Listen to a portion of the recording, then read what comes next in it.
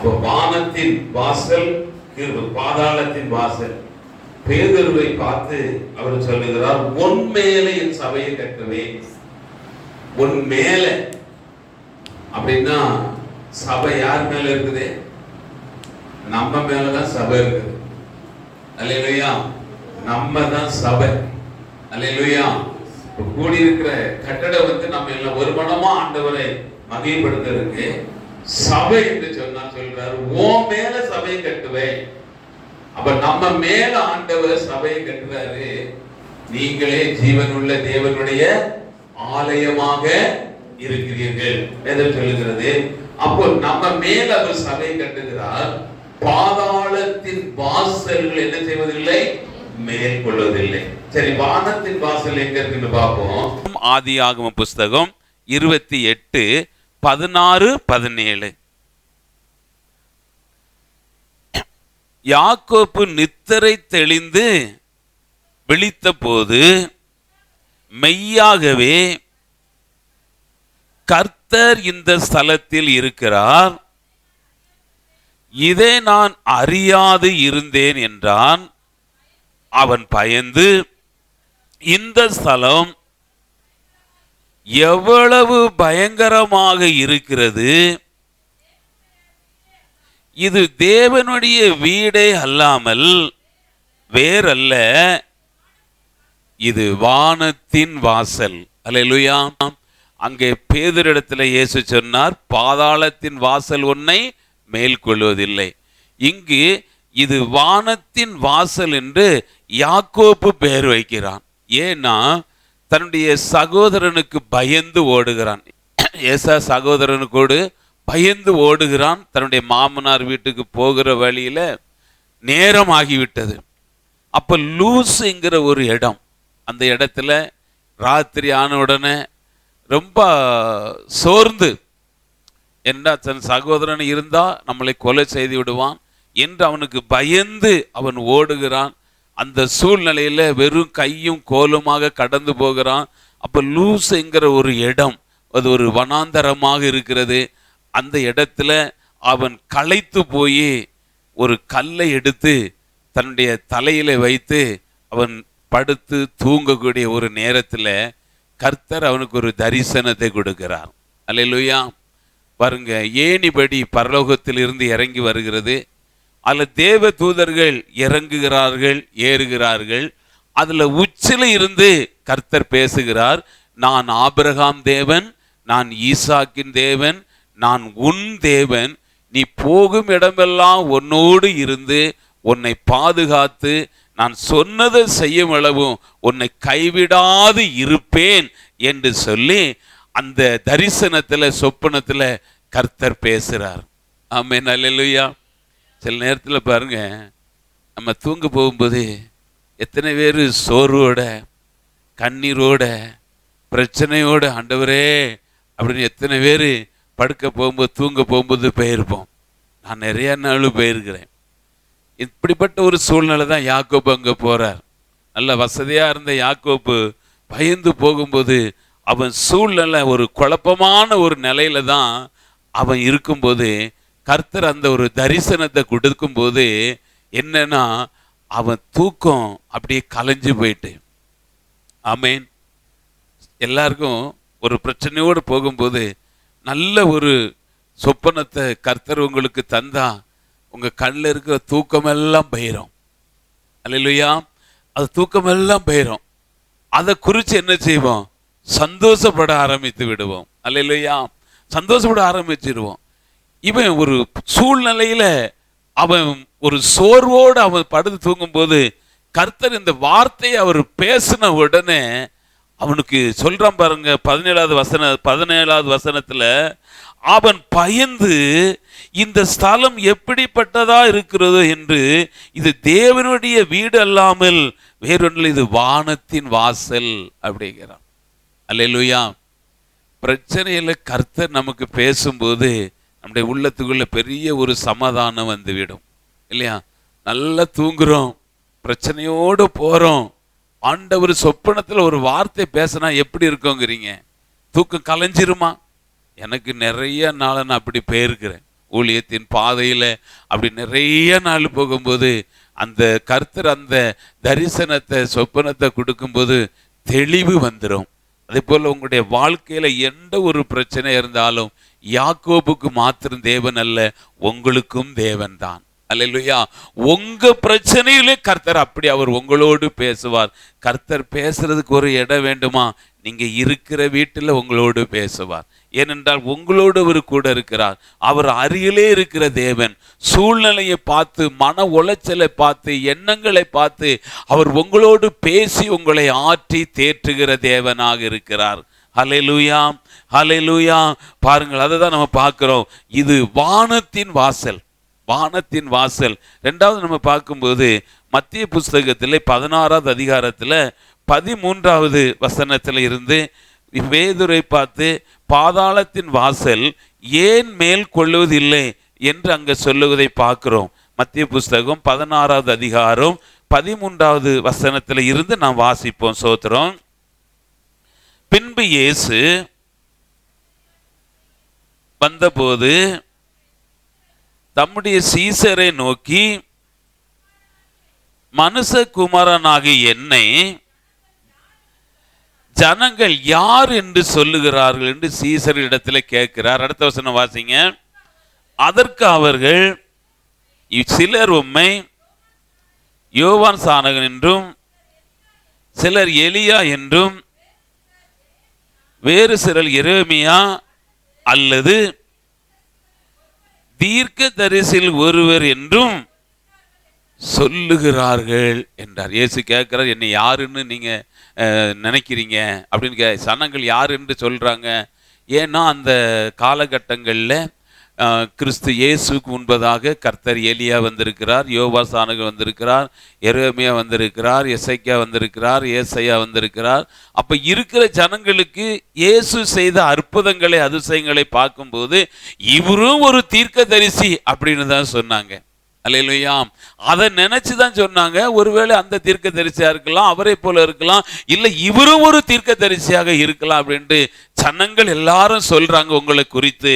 அப்படி என்று சீசர்கள் சொல்லும் போது இயேசு 15வது வசனத்துல கேட்கிறார். வாசிங்க சோத்திரம். அப்பொழுது அவர், நீங்கள் என்னை யார் என்று சொல்லுகிறீர்கள் என்று கேட்டார். சீமோன் பேதுரு பிரதிதரமாக, நீர் ஜீவன் உள்ள தேவனுடைய குமாரனாகிய கிறிஸ்து என்றார். பாருங்க, ஜனங்கள் எல்லாம் என்ன சொன்னாங்க? அந்த தீர்க்கதரிசியா இருக்கும், இந்த தீர்க்கதரிசியா இருக்கும் அப்படின்னு சொன்னாங்க. ஏன்னா இன்னைக்கும் அப்படிதான் சில நேரங்கள்ல இல்லையா, இயேசு கிறிஸ்து யாரு?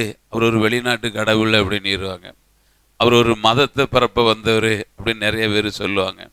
இயேசு கிறிஸ்து அவர் உலகத்தை ரட்சிக்க வந்த உலக இரட்சகர், ஜனங்களுடைய பாவங்களை தீர்க்க வந்த, தன்னுடைய ஜீவனையே சிலுவையிலே கொடுத்து ஜனங்களை மீட்பதற்காக வந்த கிறிஸ்து இயேசு அப்படின்னு பார்க்கிறோம். ஆனா ஜனங்கள் அதை பார்த்தாங்க. ஆனா பேதுரு அங்கே சொல்லுகிறார், அருமை சீமோன் பேதுரு பிரதிதரமாக, நீ ஜீவனுள்ள தேவனுடைய குமாரனாகிய கிறிஸ்து என்றார். அந்த வார்த்தைக்கு இயேசு பதில் சொல்லும் போது வாசிங்க. இயேசு அவனை நோக்கி, யோனாவின் குமாரனாகிய சீமோனே, நீ பாக்கியவான், மாம்சமும் இரத்தமும் இதை உனக்கு வெளிப்படுத்தவில்லை, பரலோகத்தில் இருக்கிற என் பிதா இதை உனக்கு வெளிப்படுத்தினார் என்ன சொல்றாரு? பேதுருவை பார்த்து அருமையா சொல்றாரு. இயேசு அவனை நோக்கி, யோனாவின் குமாரனாகிய சீமோனே. பேதுருக்கு 2 பேரு. முதல் பேரு சீமோன், அவங்க அப்பா அம்மா வச்ச பேரு சீமோன். இயேசு வைத்த பேர் என்ன பேரு? பேதுரு. அல்லேலூயா. பாருங்க, இது இந்த சீமோன் என்கிறதுக்கு அவன் எப்படிப்பட்டவன் அப்படின்னு நான் பார்க்கும்போது, இந்த சீமோன் என்கிற ஒரு பேருக்கு விளக்கம் என்ன அப்படின்னா, நாணல் அப்படின்னு. இந்த செடி பாருங்க வளையும், காத்து வந்தா இந்த பக்கம் வளையும், அந்த பக்கம் வளையும், ஒரு வளைந்து போகிற ஒரு மனுஷன், அதான் சீமோன் என்கிற சொல்லப்பட்டிருக்கிறது. நாணல் அப்படி சொல்லப்பட்டிருக்கிறது. அப்படிப்பட்ட நாணல் உள்ள மனிதனுக்கு தான் கர்த்தர் ஒரு வெளிப்பாடை கொடுக்கிறார். ஒரு வெளிப்பாடை கொடுக்கிறார். இயேசு சொல்றாரு, மாம்சமும் இரத்தமும் இதை உனக்கு வெளிப்படுத்தவில்லை, இது பரலோகத்தில் இருக்கிற பிதா உனக்கு இதை வெளிப்படுத்தினார். அப்போ பேதுரு கர்த்தருடைய வெளிப்பாட்டை பெற்ற ஒரு தேவ மனிதனாக இருக்கிறார். அல்லேலூயா. அவர் ஒரு வெளிப்பாடை பெற்ற தேவ மனிதனாக இருக்கிறார். அதனால தான் இயேசு சொன்னாரு, யோனாவின் குமாரனாகிய சீமோனே. அப்படின்னா நீ வளைஞ்சி வளைஞ்சி போகக்கூடிய அந்த சீமோனை கர்த்தர் என்ன சொல்றாரு தெரியுமா? நீ பேதுருவா இருக்கிற அப்படிங்கிறார். பேதுருனா என்னது? கல்லு, பாறை. என்னதுங்க? பாறை. அந்த பாறை எங்கேயாவது போகுமா? ஒரு மலைக்கு நம்ம போறோம், பாறை இருக்க இடத்துல தான் இருக்கும். நம்ம தான் பாறை என்ன செய்வோம்? சுத்தி சுத்தி நம்ம வருவோம். அப்படி ஒரு உறுதி இல்லாத ஒரு மனுஷன் இடத்துல தான் 18ஆம் வசனம் சொல்லும் போது, மேலும் நான் உனக்கு சொல்லுகிறேன், நீ பேதுருவா இருக்கிறாய். நீ பேதுருன்னா நீ ஒரு கல்லா இருக்கிற, ஓ மேல சபை கட்டுவான். பாருங்க, ஒரு உறுதி இல்லாத ஒரு மனுஷன். ஒரு மீன் பிடிக்கிறவன் கோமணம் பாய்ச்சிட்டு ராத்திரி முழுவதும் மீனை பிடித்து தன்னுடைய உழைப்பு சாப்பிட்டு கொண்டு இருக்கிறவன், ஒரு படிப்பறிவு இல்லாதவன், ஒரு பேச தெரியாதவன், ஒண்ணுமே தெரியாத ஒரு நபரை சொல்றாரு, நீ பேதுருவா இருக்கிற, ஓ மேல என் சபையை கட்டுவேன், பாதாளத்தின் வாசல் என்ன செய்வதில்லை? மேற்கொள்வதில்லை அப்படிங்கிறார். அல்லேலூயா. ஆண்டவர் பாருங்க, இழிவானவர்களையும் அற்பமானவர்களையும் ஒன்றும் இல்லாதவர்களையும் கர்த்தர் எடுத்து உருவாக்குற தேவனாக இருக்கிறார். அல்லேலூயா. அப்ப இந்த பேதுரை பார்த்தேன், என்ன ஜனங்களே சொல்லுவாங்க, இவன் படிப்பறிவு இல்லாதவன்ல, இவன் எப்படி இயேசு கிறிஸ்துவை குறித்து பிரசங்கம் பண்றான் அப்படின்னு சொன்னான். பாருங்க, படிப்பு முக்கியம். உலகத்துல நம்ம வாழ்க்கைக்கு படிப்பு ரொம்ப ரொம்ப முக்கியம். படிப்பு இல்லைன்னா உலகத்தில் ஒன்றும் பண்ண முடியாது. பேதுருவே படிக்கல, நான் ஏன் படிக்கணும் அப்படின்னு சொல்லக்கூடாது. படிப்பு நமக்கு முக்கியம். நம்முடைய வாழ்க்கைக்கு அது பிரயோஜனமாக இருக்குது. அதில் தேவன் நமக்கு உதவி செய்கிற தேவனாக இருக்கிறார். அதனால் பேதுருவே படிக்கல, நான் ஏன் படிக்கணும் அப்படின்லாம் சொல்லக்கூடாது. கர்த்தருடைய வார்த்தையை சொல்வதற்கு படிப்பு முக்கியத்துவம் இல்லை. உலகத்திலே வாழ்வதற்கு நமக்கு படிப்பு முக்கியம். பிள்ளைகளுக்கெல்லாம் அந்த படிப்பு வகையில் என்ன செய்யணும்? சரியான முறையில் கொண்டுகிட்டு போகணும். இப்போ நான்லாம் பாருங்க, நம்மளாம் ஸ்கூல் பக்கம் போனது கிடையாது. ஆனாலும் பிள்ளைகளை கர்த்தர் படிக்க வைத்திருக்கிறார். அல்லேலூயா. ஏன்னு சொன்னால் படிப்பு இந்த உலகத்தில் இருந்தனா அந்த பிள்ளைகள் எப்படியாவது வாழ்ந்துரும். அப்போ படிப்பு முக்கியம் இருக்குது. படித்த அப்போஸ்தலனும் ஊழியம் செய்கிறான், படிக்காத பேதுரும் ஊழியம் செய்கிறார்கள். ரெண்டு பேருமே ஊழியம் செய்கிறாங்க. படித்தாலும் கர்த்தருக்கு தேவைப்படுகிறோம், படிக்கலனாலும் நம்ம கர்த்தருக்கு தேவைப்படுகிறோம். எப்படி ஆனாலும் தேவன் ஒரு மனிதனை எடுத்து உருவாக்க ஆரம்பித்து விட்டால் அதை யாரும் தடை செய்ய முடியாது. அல்லேலூயா. இந்த பேதுரு அப்படிப்பட்ட ஒரு மனுஷனை உறுதியாக கர்த்தர் அவனை உருவாக்குகிறார். நல்ல ஒரு மனுஷனாக உருவாக்குகிறார். இந்த பேதுரு அப்போஸ்தலர் 2வது அதிகாரத்தில் வாசித்து பார்த்தால் தெரியும், ஒரே பிரசங்கத்தில் 3000 பேர் ரட்சிக்கப்படுறாங்க. என்ன பிரசங்கம் பண்ணிருப்பான்னு நினைக்கிறீங்க? இயேசு கிறிஸ்துவை எங்களோடு கூட இருந்து அவர் அற்புதம் செய்ததை நாங்கள் பார்த்திருக்கோம். இந்த கிறிஸ்துவை குறித்து தான் பேதுரு பிரசங்கம் பண்ணுனா, இந்த கிறிஸ்துவை குறித்து பிரசங்கம் பண்ண அந்த பிரசங்கத்தை கேட்டவங்க தான் 3000 பேர் ரட்சிக்கப்பட்டார்களாம். அல்லேலூயா. இப்போ அப்படிப்பட்ட ஒரு பிரசங்கியாக கர்த்தர் ஒரு பேதுருவை உருவாக்குகிற தேவனாக இருக்கிறார். அல்லேலூயா.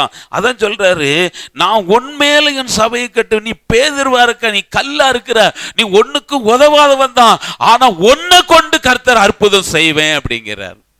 அல்லேலூயா.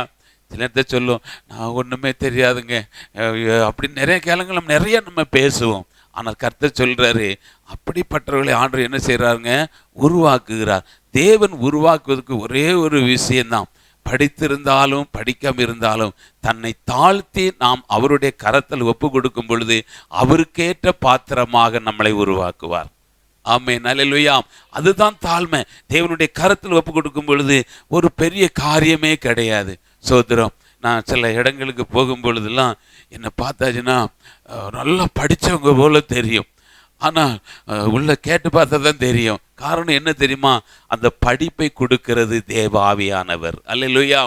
ஆமாம், உலகத்தில் நம்ம படிப்பு இருக்குது. ஆனால் எனக்கு படிப்பை கற்றுக் கொடுத்தது யாரு? ஆவியானவர் தான். ஸோ அதனால எல்லாருக்கும் ஆவியானவர் கற்றுக் கொடுப்பார் இல்லை. ஆண்டவர் ஒவ்வொருக்கும் ஒவ்வொரு லைனில் என்ன செய்யறங்க? நம்ம கற்றுக் கொடுக்கிற தேவனா இருக்கிறார். கற்றுக் கொடுத்து நம்மளை உருவாக்குற தேவனா இருக்கிறார். உருவாக்கி உங்களை உயர்ந்த அடைக்கலத்தில் வைக்கிற தேவனாக இருக்கிறார். அல்லேலூயா.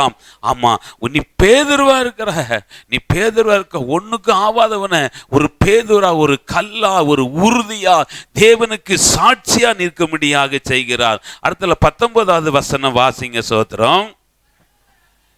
பரலோக ராஜ்யத்தின் திறவுகோல்களை நான் உனக்கு தருவேன்.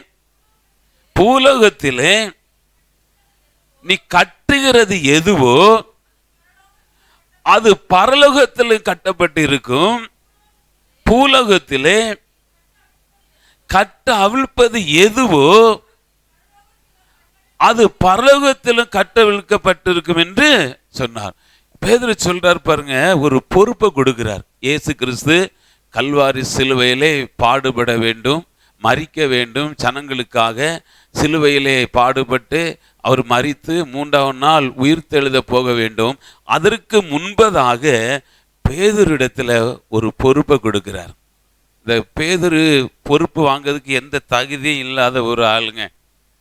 மீன் பிடிச்சிட்டு கோமணம் பாய்ச்சி பிடிச்சவனை கொண்டு வச்சு அவன்கிட்ட சொல்றாரு, எப்பா பரலோக ராஜ்யத்தின் திறவுகோலை நான் உன்கிட்ட தந்துறேன் அப்படிங்கிறார். பரலோக ராஜ்யத்தின் திறவுகோலை அது சொல்ற. அது மாத்திரம் இல்லை, உனக்கு தருவேன்.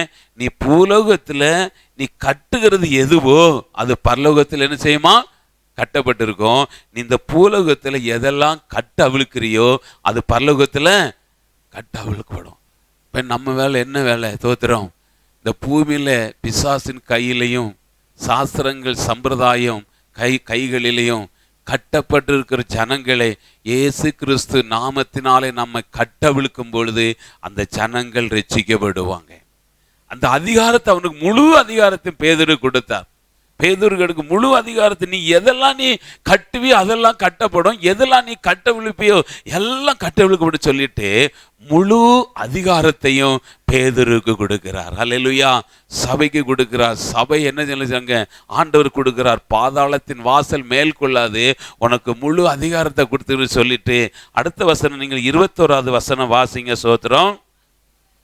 அது முதல் இயேசு எருசலேமுக்கு போய் மூப்பராலும் பிரதான ஆசாரியராலும் வேத பாதகராலும் பல பாடுகள் பட்டு கொலையுண்டு 3ஆம் நாளிலே எழுந்திருக்க வேண்டும் என்று. பார்த்தீங்களா? அந்த திறவுகோலை சீசர் அப்போஸ்தலன் யாரு? முதல் அழைக்கப்பட்டது யாரு? சீமோன் ஆகிய பேதுரு தான்.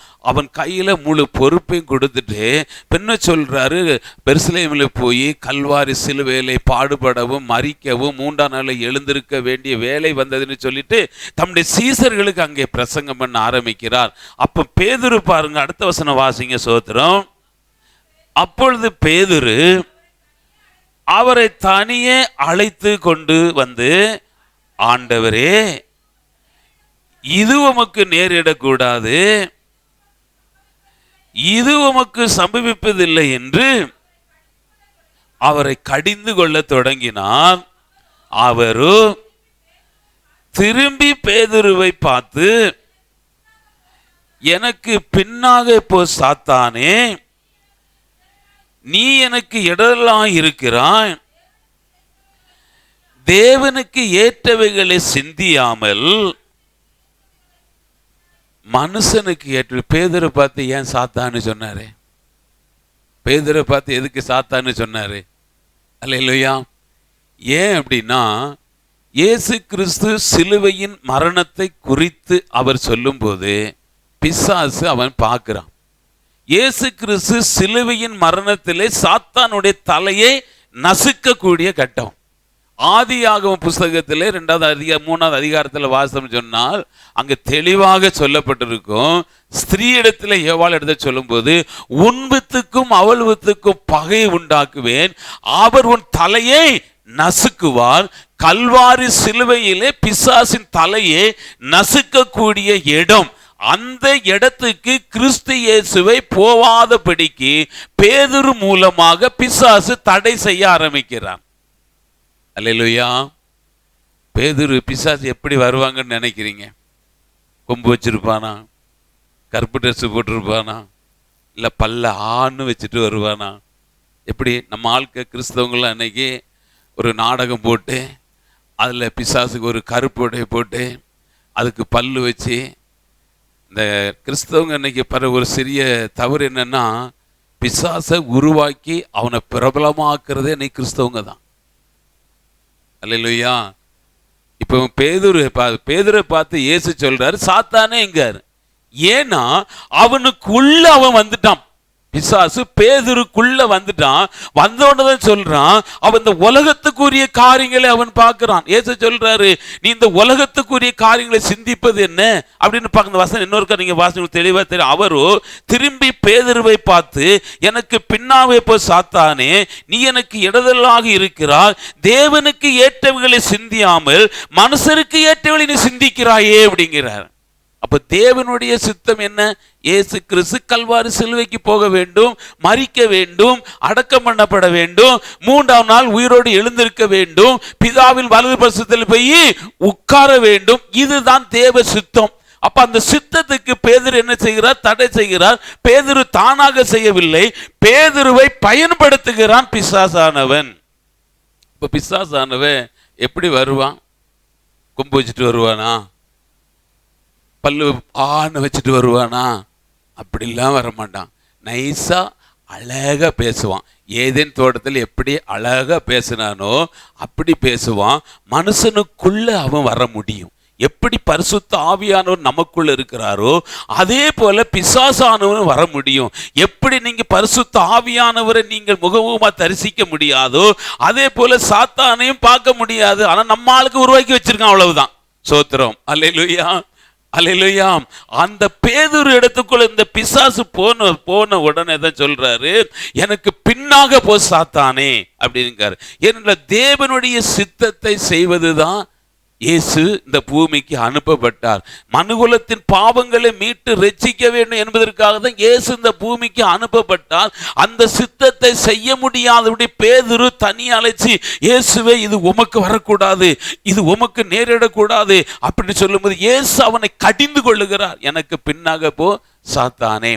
வேதம் தெளிவாக சொல்லுகிறது, தேவனுக்கு ஏற்றவைகளை சிந்தியாமல் மனுஷனுக்கு ஏற்றவைகளையே சிந்திக்கிறாய். அல்லேலூயா. பாருங்க, இயேசு கிறிஸ்து ஆபிரகாமுக்கு ஒரு வாக்கு தத்தம் பண்ணியிருந்த போது கர்த்தர் 400 ஆண்டுகள் எகிப்து தேசத்திலே உன் ஜனங்கள் அங்கே தங்கியிருப்பார்கள், பின்பு பாலும் தேனும் ஓடுகிற தேசத்துக்கு நான் திருப்பி கொண்டு வருவேன் என்று ஆபிரகாமுக்கு கர்த்தர் ஒரு வாக்கு தத்தம் பண்ணியிருந்தார். இந்த வாக்கு தத்தம் 400 ஆண்டுகள் கடந்ததற்கு பிறகு 400 ஆண்டு கடந்ததுக்கு பிறகு கர்த்தர் மோசையை அழைத்து அவர்களை திருப்பி கொண்டுகிட்டு வர்றார். எகிப்து தேசத்தில் இருந்து பாலும் தேனும் ஓடுகிற நல்ல தேசம், விசாலமான தேசத்திற்கு கொண்டு வருகிறார். பாலும் ஓடுகிற தேசம்னா என்னன்னு நினைக்கிறீங்க? பாலும் தேனும் ஓடுகிற தேசம் அப்படின்னா இன்னைக்கு நம்ம வாழ்க்கையில சுகத்தோடும் பலத்தோடும் சமாதானத்தோடும் ஆசீர்வாதத்தோடும் மகிழ்ச்சியோடும் சந்தோஷத்தோடு வாழ்வது தான் பாலும் தேனும் ஓடுகிற வாழ்க்கை. அல்லேலூயா. அதுதான் பரலோக கானான் சொல்லப்படக்கூடியது. இந்த கானான் தேசத்துக்குள்ளே பாலும் தேனும் ஓடுகிற தேசம் அப்படின்னா, பாவம் என்கிற எகிப்துல பிடிபட்டு கொண்டிருக்கும் ஜனங்களை நான் பாலும் தேனும் ஓடுகிற தேசத்துக்கு கொண்டு வருவேன்னு சொல்லி ஆபிரகாமுக்கு கர்த்தர் ஒரு வாக்கு தத்தம் பண்ணியிருந்தார். வாக்கு தத்தம் நமக்கு ரொம்ப முக்கியம். அல்லேலூயா. வாக்கு தத்தத்தை நாம் பிடித்து கொள்ள வேண்டும். வாக்கு தத்தங்கள் வரும்போது கரங்களை தட்டி என்ன செய்யணும்? ஆமேனுங்கணும். எல்லாரும் கிரிக்கெட்டு பார்க்குறவங்க தானே நிறைய பேர். கிரிக்கெட்டு பார்க்கும்போது பால் அடிக்கும்போது பிடிச்சிட்டான்னா பிடிச்சிட்டானா சவுண்டு சத்தம் வருதா? நான் அதிகமாக பார்க்கறது இல்லை, இப்படி கை தட்டி பார்க்கறதுல நான் பார்த்துருக்கிறேன். எவ்வளவு சந்தோஷம் இருக்குது. பந்த பிடிச்சிட்டு அவுட் அவுட் அவுட்டுங்கிறாங்க இல்லையா? வாக்குத்தத்தம் வரும்போது ஆமேன் அல்லேலூயா அப்படின்னு பிடிச்சு கொள்ளணும். வாக்குத்தத்தங்கள் எல்லாம் கிறிஸ்து இயேசுவுக்குள் ஆமென்றும் ஆமேன் என்றும் இருக்கிறது. ஏனென்றால் ஆபிரகாமுக்கு கர்த்தர் வாக்குதல் கொடுக்கும் பொழுது உனக்குள் உன் சந்ததிக்குள் பூமியில் உள்ள சகல ஜாதிகளும் ஆசீர்வதிக்கப்படும். அப்ப கிறிஸ்து இல்லாமல் ஆசீர்வாதம் ஆபிரகாம் ஆசீர்வாதம் நமக்கு வருவதில்லை. அந்த ஆசீர்வாதம் சொல்லப்பட்டிருக்கிறது, உன் சந்ததி பாலும் தேனும் ஓடுகிற நல்ல தேசத்துக்கு, விசாலமான தேசத்திற்கு கொண்டு வருவேன்னு சொல்லி மோசையை அழைத்து அவர்களை பேசி கொண்டுகிட்டு வர்றாரு. இந்த ஜனங்கள் பண்ண வேலை தெரியுமா? எகிப்தில் இருந்து கானானுக்கு போது வெறும் 11 நாள் தான் ஆகும். ஆனா இந்த ஜனங்கள் முறுமுறுப்பு இல்லையா, முறுமுறுப்பு, தர்க்கம், தேவனுடைய அந்த வார்த்தைக்கு அவங்க என்ன செய்யல, கீழ்ப்படியில இல்லையா? பேதுரு போல டக்குன்னு இது உமக்கு நேரிட தேவ சித்தத்துக்கு விரோதமான காரியத்தை அங்கு ஜனங்கள் செய்தார்கள், முறுமுறுத்தார்கள். செங்கடலுக்கு முன்பாக வந்தார்கள், எங்களுக்கு என்ன எகிப்தில் கல்லறை இல்லையா, ஏன் எங்களை கொண்டு வந்தாய் அப்படின்னு அவர்கள் தர்க்கம் பண்ணினார்கள். வனாந்தரத்தில் வந்தார்கள், எங்களுக்கு தண்ணி இல்லை, எங்களுக்கு உணவு இல்லை, எங்களுக்கு சாப்பாடு இல்லை. ஏன்னா ஆண்டவர் கொண்டு போறது நம்மள ஒரு திட்டத்தோடு கொண்டு போறாருங்க. சோதரம், அவருடைய பலத்த கருத்துக்களை நம்ம அடங்கி இருக்க வேண்டும். தேவன் நம்ம மேல வைத்திருக்க அவர் சித்தத்தை நிறைவேற்றுவதற்கு நாம் பொறுமையாக இருக்க வேண்டும். ஆனால் ஜனங்கள் முறுமுறுத்தார்கள். காரணம், 11 நாளைக்குள்ள போகக்கூடிய பாலும் தேனும் ஓடுகிற தேசத்திற்கு 40 வருஷம் அலைந்தார்கள். என்ன தெரியுமா காரணம்? முறுமுறுத்தார்கள், தேவனுக்கு விரோதமா பேசினார்கள். தேவ சித்தம் ஆபிரகாம் சந்ததி முழுவதும் அந்த பாலும் தேனும் ஓடுகிற கானான் தேசத்துக்குள்ளே பிரவேசிக்க வேண்டும். இவர்கள் முறுமுறுப்பின் மிகுத்தமாக தேவ சித்தத்தை இவர்கள் நினைக்காதபடி உலகத்து காரியத்தை பார்க்கிற, உலகத்து காரியத்தை பேதுரு சொன்னது போல நீ இவ்வுலகத்தில் உள்ள காரியங்களை பார்க்கிறார், தேவனுடைய சித்தத்தை அறியாமல் இருக்கபடினாலே, அவர்கள் தேவ சித்தத்தை அறியாதனாலே தேவ ஆசீர்வாதத்தை இழந்தார்கள். அல்லேலூயா. நம்ம வாழ்க்கையில் எப்பொழுதும் தேவ சித்தம் நிறைவேற வேண்டும். ஒரு பாட்டு ஒன்று, அருமையான ஒரு பாடல் ஒன்று இருக்கிறது. ஒரு அடி நம்ம அந்த பாடலை நம்ம பாடலாம். கர்த்தர் நல்லவர், தேவ சித்தம் நிறைவேற எனையும் படைக்கிறேன். தேவ சித்தம் நிறைவேற எனையும் ஒப்படைக்கிறேன். தேவ சத்தம் பலமாக என்னுள் ஒலிக்குதே. தேவ சித்தம் நிறைவேற எனையும், தேவ சத்தம் பலமாக ஒலிக்குதே. முள்கடுகள் மலர்கின்றதோ, மக்களை கவலொளி பம்போ. முள்கடுகள் மலர்கின்றதோ, மக்களை கவலும் என்னையுமே தம் சாயலா என்றுமே உருவாக்குவார். யுமே தம் சாயலா என்றென்றும் உருவாக்குவார். தேவ சித்தம் நிறைவேற எனையும் ஒப்படைக்கிறேன்.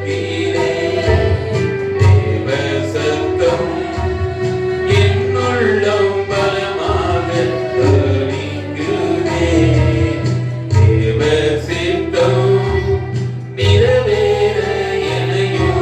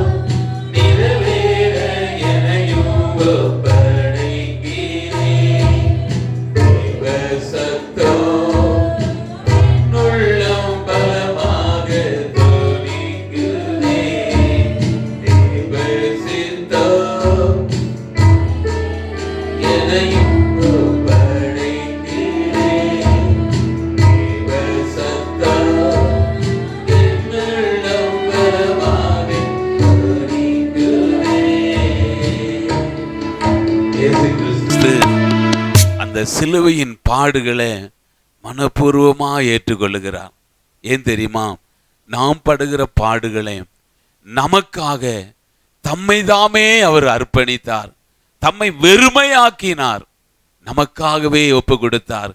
சிலுவை மரணத்தை ஒரு கசப்போடு அவர் ஏற்கல, சந்தோஷமா ஏற்றுக்கொண்டார்.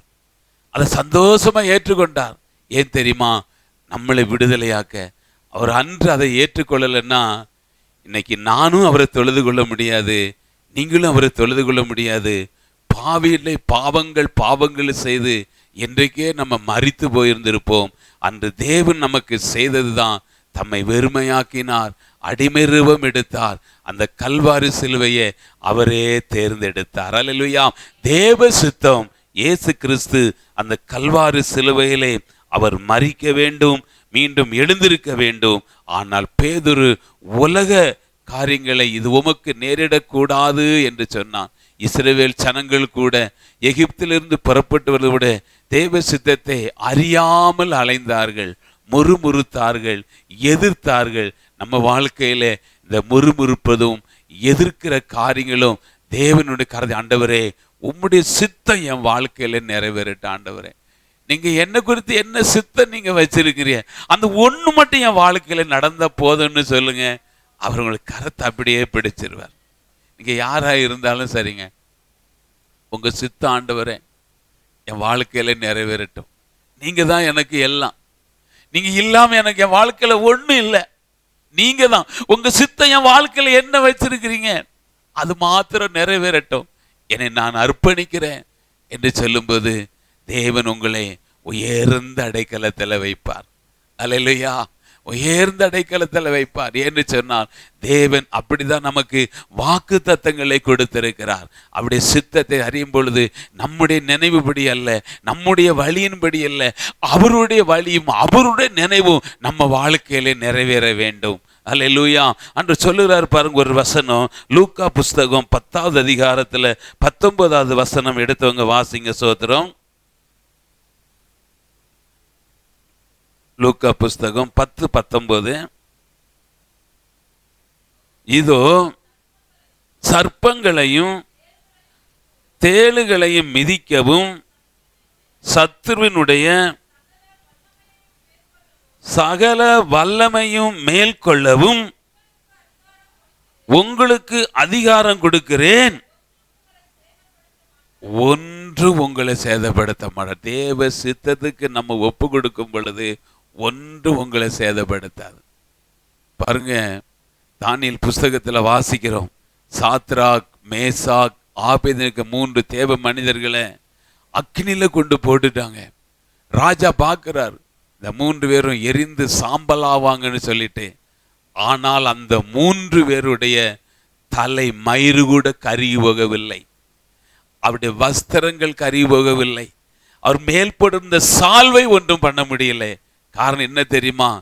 இந்த தேவன் என்றென்றைக்கு இருக்கிற தேவன், நாங்கள் ஆராதிக்கிற தேவன், எங்களை காப்பாற்ற எங்களை வழிநடத்த அவர் வல்லமை உள்ள தேவனாய் இருக்கிறார் என்று சொன்னார்கள். அவருடைய சித்தம் தான். நம்மளை பாதுகாக்க அவரால் முடியும், நம்மளை வழி நடத்த அவரால் முடியும், நம்மளை போஷிக்க கர்த்தரால் முடியும், நம்மளை ஆசீர்வதிக்க கர்த்தரால் முடியும். நீங்கள் இப்போது இருக்கிறதை பார்க்கிலும் 1000 மடங்கான ஆசீர்வாதத்தின் நன்மையை பெருகும்படியாக தேவன் நமக்கு அருள் செய்ய முடியும். அதை தான் நம்ம விசுவாசிக்கணும், நம்பணும். அதுதான் தேவனுடைய சித்தமாக இருக்கிறது. அதனால சொன்னாரு அருமையான அந்த வார்த்தை, இதோ சர்ப்பங்களையும் தேளுகளையும் மிதிக்கவும் சத்துருடைய சகல வல்லமையும் மேற்கொள்ளவும். இது வாக்கு தத்தங்க. ஆமேன், அல்லேலூயாங்கணும். இது வாக்கு தத்தம் சொல்றாரு. இதோ சர்ப்பங்களையும் தேளுகளையும் மிதிக்கவும் சத்துருடைய சகல அதிகாரம், சத்துரை மேற்கொள்ளவும் உங்களுக்கு நான் அதிகாரம் கொடுக்கிறேன், ஒன்று உங்களை சேதப்படுத்தாது. நீ பேதுருவா இருக்கிற, உன் மேல சபையை கட்டுவேன். இந்த கல்லில் மேல் விழுகிறவன் உங்க மேல யாரு விழுந்தாலும் நொறுங்கி போயிடுவாங்க. உங்களுக்கு விரோதமா யாரு வந்தாலும் சரி. அப்படித்தான் வாக்கு தத்தம், அப்படிதான் தேவன் தம்முடைய பிள்ளைகளுக்கு அப்படிதான் கொடுக்கிறார். இந்த கல்லில் மேல் விழுகிறவன் நீங்க பேதுரு பார்த்து, நீ பேதுருவா இருக்க, நீ கல்லா இருக்கிற, ஓ மேலே சபை கட்டுவேன், பாதாளத்தின் வாசல்கள் அதை மேற்கொள்ளுவது இல்லை. நம்ம தெளிவா புரிஞ்சுக்கொள்ளணும். இந்த வாயில தான் ஆண்டவர் நமக்கு பாதாளத்தின் திறவுகோலை கொடுத்திருக்கிறார். பாதாளத்தின் திறவுகோல் அங்கதான் கொடுத்திருக்கிறார். வானத்தின் வாசல் என்கிற திறவுகோலை நமக்கு கொடுத்திருக்கிறார். அதை திறக்கவும் அதை பூட்டவும் சகல அதிகாரத்தின் தேவன் நமக்கு கொடுத்திருக்கிறார். அல்லேலூயா. இந்த நாக்கு இருக்கு பார்த்தீங்களா, பாதாளத்தின் வாசல் எங்கேயோ இருக்குன்னு நினைச்சிட்டு இருக்காதுங்க, அதுவும் நமக்குள்ளதான் இருக்குது. வீட்டாரே உனக்கு சத்துரு. ஒரு கணவன் மனைவியும் விசுவாசி சண்டை போட்டுட்டு இருந்தாங்களாம். உடனே அந்த அம்மா சொல்லிச்சான் கணவரை பார்த்து, வீட்டாரே உனக்கு சத்துரு, எனக்கு சத்துரு அப்படின்னு நினைச்சான். அவங்க கிடையாது, நமக்குள்ளதான் சத்துரே இருக்கிறான். அல்லேலூயா. இயேசு சொன்னாரு, மாம்சம் பலவீனமா இருக்குது, ஆவி உற்சாகமா இருக்குது. ஆவி என்ன சொல்லுது? காலையில எந்திரிச்சு ஜெபம் பண்ணணும் அப்படிங்குது. மாம்சம் என்ன சொல்லுது? இன்னும் கொஞ்சம் கையை முடக்கு, இன்னும் கொஞ்சம் கையை முடக்கு, இன்னும் கொஞ்சம் கையை முடக்கு, தூங்குனா நல்லா இருக்குமே, அப்புறம் நேரம் விடிஞ்சிரும். அல்லேலூயா. மாம்சம் என்ன செய்யுது? இழுக்குது, ஒரு இழுப்பு சக்தி கீழே இழுக்குது, ஆவி உற்சாகமா இருக்குது. அப்போ மனுஷனுக்கு ஒரு கூடாரத்தை கொடுத்திருக்கிறாரு, சரீரமாகிய கூடாரம். ஆவிங்கிற ஒரு மனுஷன் நம்மளை எல்லாத்துக்குள்ள இருக்கிறான். அவன் முயற்சி பண்றான், ஜெபம் பண்ணணும்னு நினைக்கிறான், நன்மை செய்ய நினைக்கிறான், வேலை செய்ய நினைக்கிறான், எதெல்லாமோ சொல்றான். ஆனா அந்த மாம்சம் என்ன சொல்லுது தெரியுமா? உட்கார். எங்க இருந்துச்சு போற? உட்கார், அமைதியா உட்கார். அல்லேலூயா. அப்ப சத்துரு யாரு? மனைவியா, கணவனா, பிள்ளைகளா?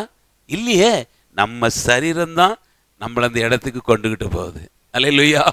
அதனாலதான் ஆண்டவர் சொன்னாரு, நான் உங்களுக்கு சகல வல்லமையும் அதிகாரத்தையும் நான் கொடுத்திருக்கிறேன், ஒன்று உங்களை மேற்கொள்வதில்லை. என் நாக்கு இருக்கு பார்த்தீங்களா, சிறிய நாக்கு. இவ்வளவு பெரிய சரீரத்துக்கு பாருங்க, நான் இவ்வளவு பேசுறேன், இந்த சின்ன நாக்கு தான். எல்லாருக்கும் அதுதான். ஆமே. யாக்கோபு புஸ்தகத்தில் வாசிக்கிறோம், சிறு நெருப்பு பெருங்காட்டை கொளுத்திரும்.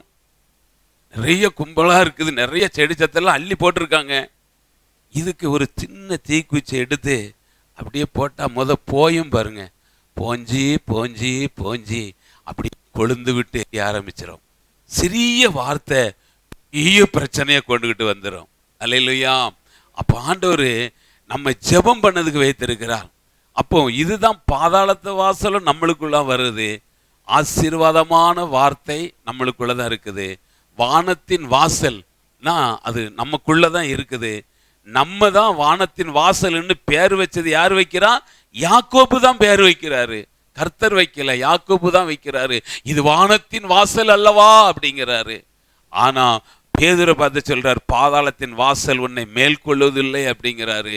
ஆனால் வாக்குத்தத்தம் நமக்கு கொடுக்கப்பட்டிருக்கிறது, அருமையா சொல்லப்பட்டிருக்கிறது. இதோ சர்ப்பங்களும் தேள்களும் நீ மிதிக்கவும் சத்துருடைய சகல வல்லமையும் மேற்கொள்ளவும் நான் உங்களுக்கு அதிகாரம் கொடுத்திருக்கிறேன், ஒன்று உங்களை சேதப்படுத்தாது. அப்ப இந்த நாவை நம்ம நல்லா பயன்படுத்தணும். ஆமென். அல்லேலூயா.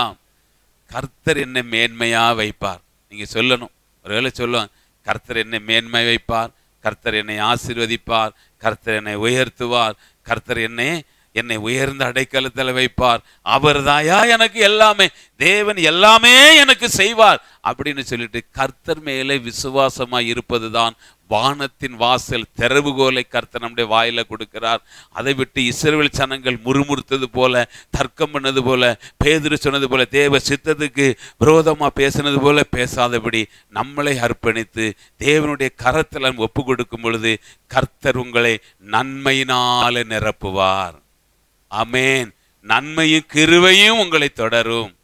ஜீவனுள்ள நாளெல்லாம் நன்மையும் கிருபையும் உங்களை தொடரும். நம்ம எந்திரிச்சு நிச்சயம் பண்ணுவோமா? நன்றி ஆண்டவரே, உம்முடைய வார்த்தைகளுக்காக நாங்கள் நன்றி செலுத்துகிறோம். உம்முடைய சமூகத்தில் எங்களை தாழ்த்துகிறோம். ஆண்டவரே, கர்த்தாவே, சீமோன் நாணலை போல இருந்த ஒரு மனுஷனை எடுத்து அசையாத உறுதியான ஒரு பாறையுள்ள ஒரு மனிதனாக மாற்றினீர்.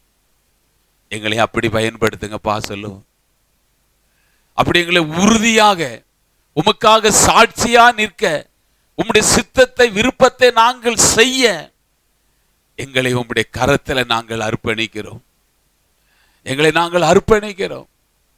எப்படி ஒரு பேதுரை உறுதியாக்கினார், அதே போல் ஆண்டவரை எங்களை நீர் உறுதியுள்ளவர்களாக மாற்றும். நாணலை போல வளைந்து வளைந்து இராதபடிக்கு ஆண்டவரே ஸ்தோத்திரம். உம்முடைய சித்தத்தை செய்ய, உம்முடைய விருப்பத்தை செய்ய, உம்முடைய எண்ணத்தை நிறைவேற்ற உம்முடைய பிள்ளைகளாகிய எங்கள் மேலே உம்முடைய கிருபை இறங்கட்டுப்பா. ஸ்தோத்திரம். ஹல்லேலூயா, ஹல்லேலூயா, ஹல்லேலூயா, ஹல்லேலூயா.